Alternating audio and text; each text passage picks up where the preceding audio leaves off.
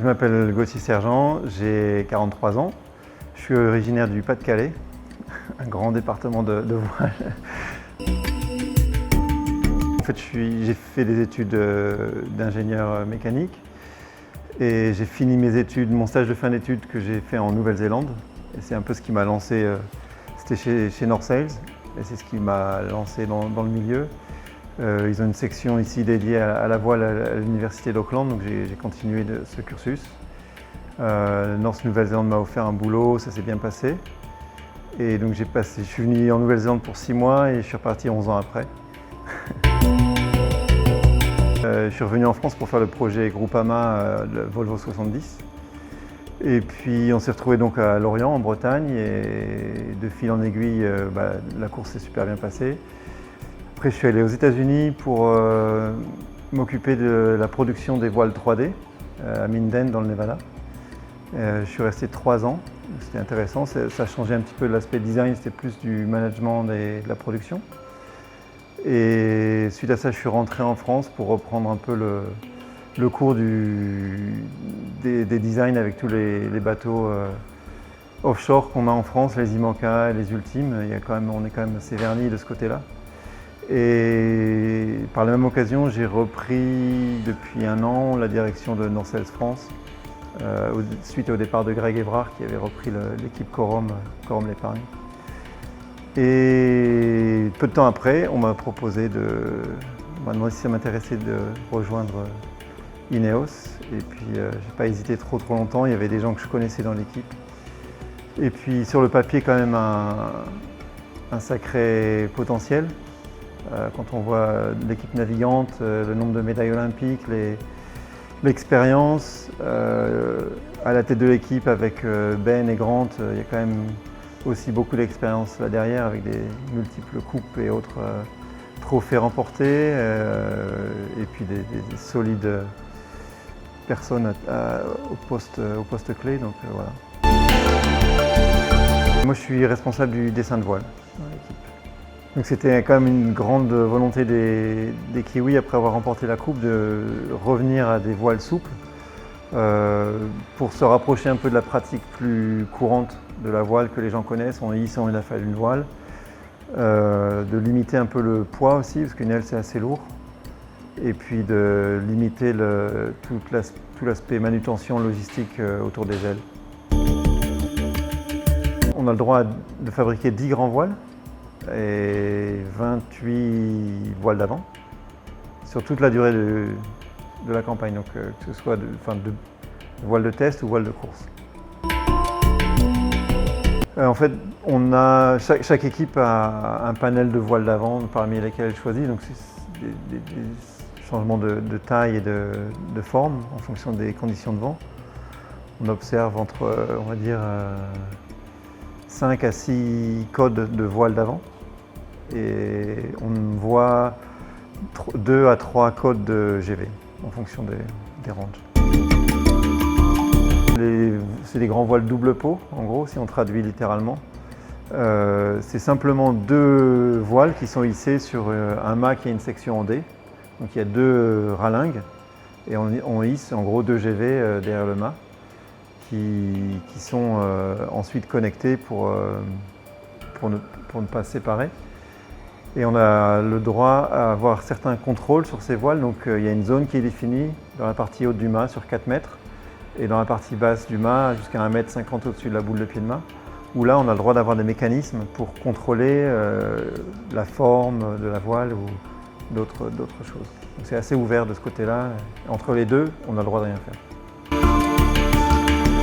C'est très ouvert en fait, on a le droit de faire un peu ce qu'on veut, de tirer sur les lattes, sur les voiles, avec des mécanismes, avec des cordes, un peu tout ce qu'on veut. Donc chaque équipe est libre de voir ce qu'elle veut faire, et bien sûr ça a un impact au niveau du poids. Donc le bateau, on a un CG donné et un poids donné, donc si on met du poids dans les hauts, ça se paye, il faut mettre du poids dans les bas pour compenser, et sur le poids total du bateau, ça a un impact. Donc on est dans une phase où tout est discuté, c'est-à-dire que si on veut mettre X kilos dans la grand voile, ça veut dire X kilos de plus quelque part en bas. Et bon, c'est une optimisation qui est importante. On a ce qu'on appelle un ALP, donc en gros la distance du guindant au point d'écoute, perpendiculaire au guindant au point d'écoute. On a un maximum. Tout le monde s'est un peu placé au maximum pour les plus grands phoques, pour avoir le maximum de surface possible. C'est quand même un des gros challenges sur la partie aéro, c'est qu'on doit vraiment passer d'un mode archimédien avec beaucoup de puissance pour faire décoller le bateau.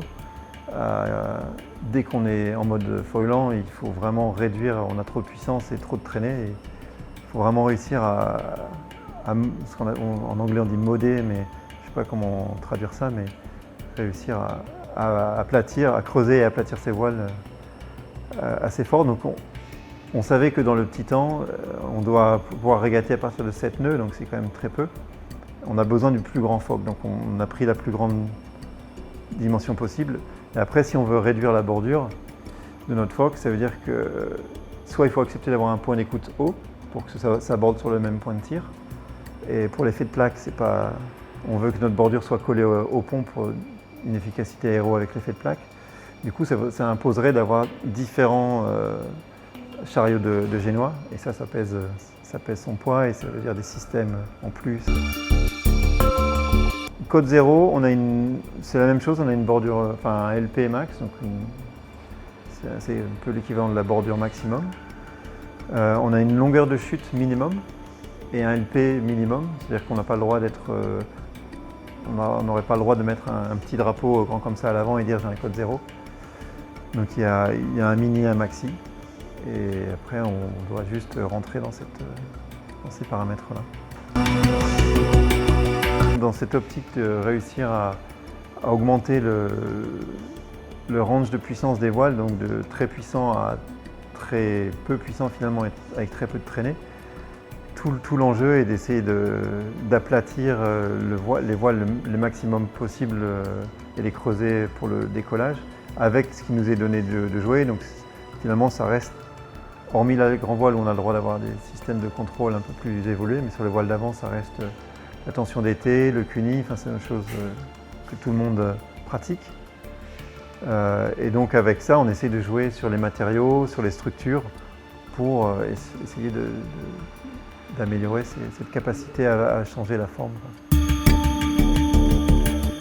Quand je dis que je suis responsable du dessin de voile, c'est vraiment intimement lié au mât, au gréement, au plan de pont, enfin, ça va bien au-delà. On ne peut pas se borner se cantonner à son petit domaine et donc tout est vraiment intégré au énième degré, quoi.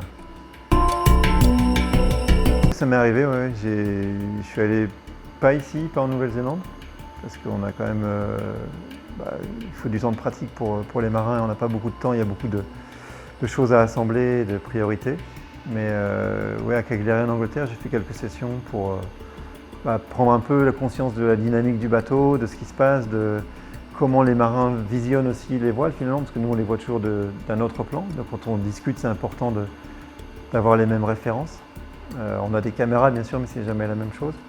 Donc ouais, c'est important d'être sur le bateau, d'avoir cette espèce de dynamique et de sentir un peu les choses. Ouais.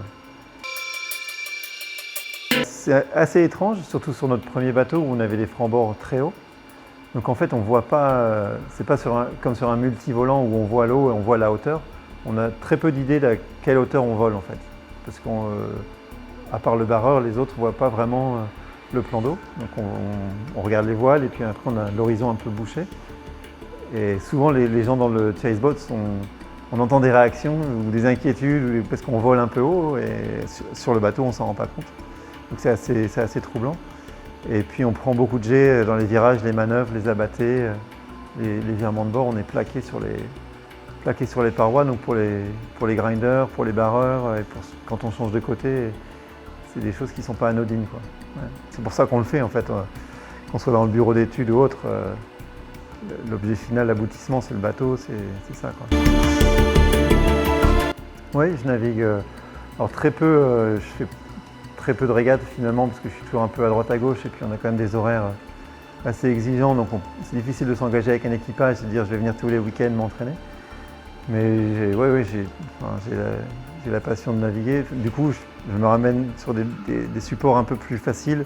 Donc c'est du kite, de la planche à voile, de la wing, des choses qui sont faciles, qu'on met dans le coffre et on a 1 heure, on y va et puis voilà quoi. En ce moment, c'est pas envisageable, mais entre les coupes, ouais.